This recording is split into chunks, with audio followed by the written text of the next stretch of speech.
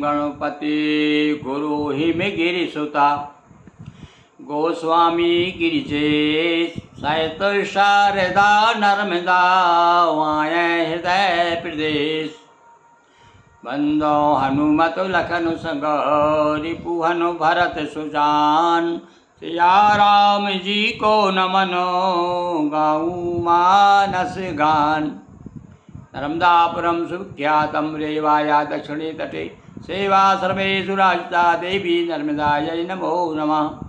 मंगलम भगवती रेवा मंगलम मंगलप्रदा मंगलम शैलस्य कन्या मंगलायै तनोहरि। श्री सेवाश्रम नर्मदा मंदिरम के अधिष्ठात्री देवी नर्मदा के चरणों में प्रणाम करते हुए चलिए मानस गान शुरू करते हैं। और चलिए प्रसंग में आते हैं। भगवान श्री राम वन में प्रवेश कर चुके हैं। संगवीरपुर के बाद गंगा पार किया। रात एक पेड़ के नीचे बिताई। पहली रात, अभी कुटी उटी नहीं बनी भाई, अभी एकदम से थोड़ी बन जाएगी। तो पेड़ के नीचे रात बिताई और उसके बाद में वहाँ से चल कर के तीनों जने कहाँ गए? इलाहाबाद आ गए, प्रयागराज आ गए। और जो ही प्रयागराज में प्रवेश किया, गोस्वामी जी देख करके मस्त हो गए। अरे ये तो भैया राजा ही है, ये तो तीर्थों का राजा है। और पूरा एक रूपक तैयार कर दिया, खड़ा कर दिया उन्होंने कि राजा हैं तो राजा की सेना भी है और किला भी है, साथ में सिंहासन बैठने के लिए भी है। सारा वर्णन करने के बाद में और अभी मन नहीं अघाया तो अभी क्या कहते हैं देखिए। को कही सके प्रयाग प्रभाऊ कलुष पुंज कुंजर मृगराऊ कलुष पुंज कुंजर मृगराऊ। एक कुंजर यानी हाथी, पाप रूपी हाथियों के लिए एक ही बहुत है। कौन हाथी वो? कौन? शेर, मृगराज। जैसे मृगराज होता है ना जंगल में शेर, ऐसे ही तीर्थों के शेर हैं हमारे प्रयागराज। कहते कलुष पाप, कलुषों को, पापों के पाप रूपी हाथियों को। अब शेर दहाड़ता है तो सारे हाथी भागते फिरते हैं। हाँ, तो क्या उदाहरण दिया उन्होंने भाई।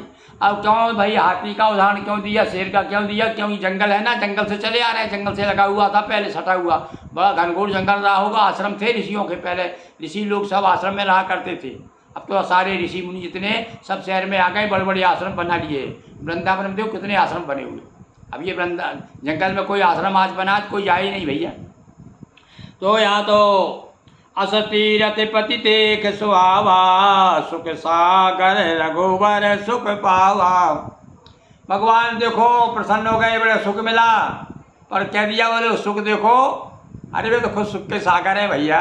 वो तो हमको बताने के लिए हमको चेहरे पर मुस्कान ला रहे हैं ताकि लोग देखेंगे अरे भाई राम जी बड़े प्रसन्न हो गए भैया। सो उसको देख करके किसको? फिर प्रयागराज को। ऐसे कई प्रयाग तो उनके अंदर, प्रयागराज तो कई उनके अंदर हैं। कैसी ये लखनई स्व कहीं सुनाई श्री मुक्ति रथराज बढ़ाई। और अपने मुंह से अपने श्री मुक्ति राम जी स्वयं जो है अपने साथ में सखा थे ना वो गोराज, और साथ में बगल लखन को बता रहे, लखन लखन सुनो, अरे अपन आ गए, बड़े भगवान है अपन। देखो तीर्थराज आ गए, ये तीर्थों का राजा है, ये प्रयाग है। यहाँ पर तो अनेक राजाओं ने बड़े बड़े यज्ञ किए हैं, इसलिए ये इसका नाम ही प्रयाग है। यहाँ पर जो भी यज्ञ करता है, पूजन करता है, इसके दर्शन करता है, क्षणिक उसके पाप कहाँ लिखा है? पहले लिख दिया उन्होंने, पाप रूपी हाथियों को भगाने के लिए तो ये मृगराज के तरह हैं। कई करी परिणाम देखते बन बागा और कहते महातमोहति अनुरागा। अरे भैया आश्रम था ना, इसलिए वहाँ बाग पहले वन बता दिया। वन और बाग ये दोनों साथ साथ चल रहे हैं भैया। ऋषियों के आश्रम में बाग बगीचे भी हुआ करते थे। वो जहाँ रहते थे वहाँ आश्रम बना लेते थे। छोटा मोटा एक गांव हो जाता था वहाँ। कई तो गांव के गांव थे जंगल में ऋषियों के, ऐसी कथाएं आती पुराणों में। तो कहते महात्म अति अनुरागा, बड़ा प्रेम उमड़ रहा है। अरे भाई अच्छी जगह, पवित्र जगह, पुण्यदायी जगह जब हम पहुँचते हैं तो फिर समझ लीजिए कि रोम रोम खड़े हो जाते हैं। यही विधि आय बिलो कई बेनी सुमिरत सकल सुम। और आकर के यहाँ पर भैया, यहाँ पर मालूम है क्या विशेषता यहाँ की? अभी अभी कुंभ जो गए हैं वो जानते हैं, तीनों नदियों का संगम है। एक तो दिखाई नहीं देती, वो गायब हो गई हैं कलयुग में। और गंगा, यमुना और सरस्वती। बेनी कहाँ है? त्रिवेणी, बेनी नाम उनका। त्रिवेणी यानी तीन, तीन चोटियाँ एक साथ हैं, तीन धाराएं। मुदित नायकीन शिव सेवा पूज जथा विदिति। अरे भैया देखो एक बात और बता दी कि अपने इष्टदेव को नहीं भूलना भैया। भगवान राम ने जहाँ जहाँ भी स्थान आया है भगवान शिव को बराबर स्मरण करते हुए गए हैं। तुरंत स्नान किया और वहीं बालू का थोड़ा सा भगवान का शिवलिंग बनाया होगा और पूज पार्थिव नायऊ माथा। पार्थिव बनाए भगवान बालू के शिवलिंग बना करके और भगवान ने बस वही नमस्ते रुद्रमन्नवतो देखवे नमः बाहुभ्याम मुदते नमः जाते रुद्र शिवा तनूर घोरा पापकाशने। और भैया जो है छोटे छोटे 16 मंत्रों से भगवान का अभिषेक किया और पूज तथा विदिति। और फिर तीर्थराज प्रयाग की यथा विधि से जैसी भी विधि है सब जानते हैं। अरे गुरु जिनके वशिष्ठ जैसे गुरु हैं उनके चेला कम होगा क्या है? अरे श्रेष्ठ भी पंडित ही हो जाते हैं, अच्छे श्रेष्ठ गुरु होते हैं तो योग्य गुरु के शिष्य भी योग्य ही होते हैं। तो यथा विधि जिस प्रकार से प्रयागराज की तीर्थों का नमन करना चाहिए, पूजन करना चाहिए, वैसे ही भगवान राम जी ने भगवान शिव जी का अभिषेक किया, तीर्थराज को याद किया। तब प्रभु भरद्वाज पहियाए करत दंडवत मुनि उर लाए। पहले तो गंगा जी में स्नान किया, पहले पूजन की, गंगा जी के त्रिवेणी के पहले दर्शन किए और तीर्थराज की महिमा गाई। और उसके बाद अब चलो बोले अपने थोड़ा पास में ही प्रयागराज में यहाँ आश्रम है भैया, मालूम है भरद्वाज ऋषि का आश्रम है। आज भी भैया भरद्वाज गोत्र के गोस्वामी लोग हैं अभी भी वहाँ पर। ये भरद्वाज गोत्र के गोस्वामी जो दशनामी गोस्वामी हैं, दशनाम जानते हैं ना आप? हम भाई हमारे साथ रहोगे तो सब पारे गोस्वामी जन्म कुंडली खोलते रहते हैं हम। तीर्थ आश्रम वन अरण्य गिरी पर्वत सागर पुरी भारती सरस्वती।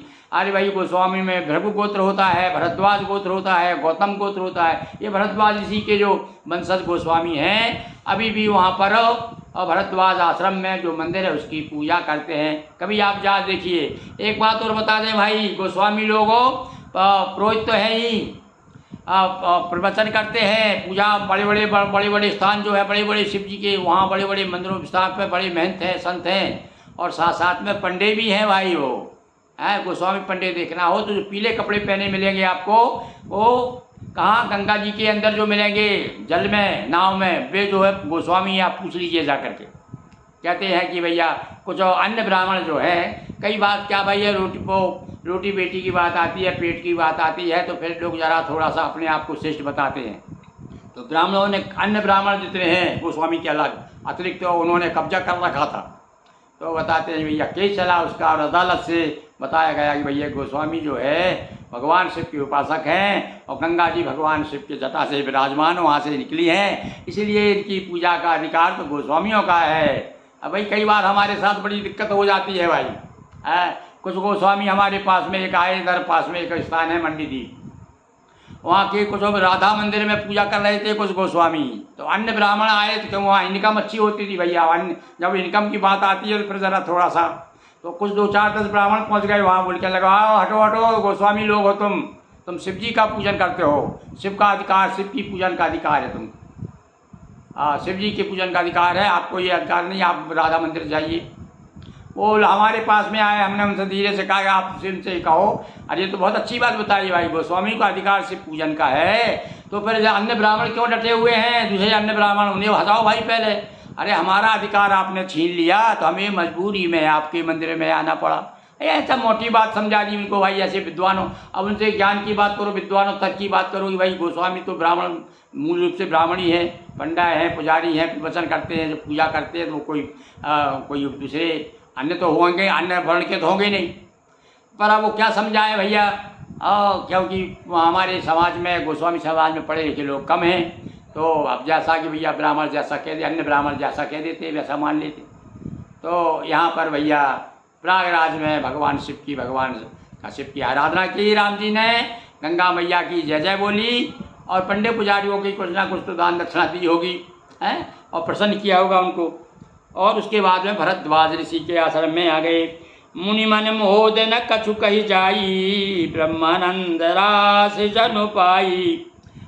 देखो अब आप यहाँ पर गोस्वामी जी फिर बता रहे हैं, ये नर नहीं है भैया, ये नारायण है। भरद्वाज ऋषि समझ गए, अब ऋषि लोग समझते हैं भैया, तो तिरका लग होते हैं, इसी लोग समझ गए कि ये तो भाई नर नहीं नारायण के नारायण नर के रूप में आए हुए हैं, तो ब्रह्मानंद प्राप्त हो गया उनको, जो योगियों को प्राप्त होता ब्रह्म का आनंद दर्शन करने से ही।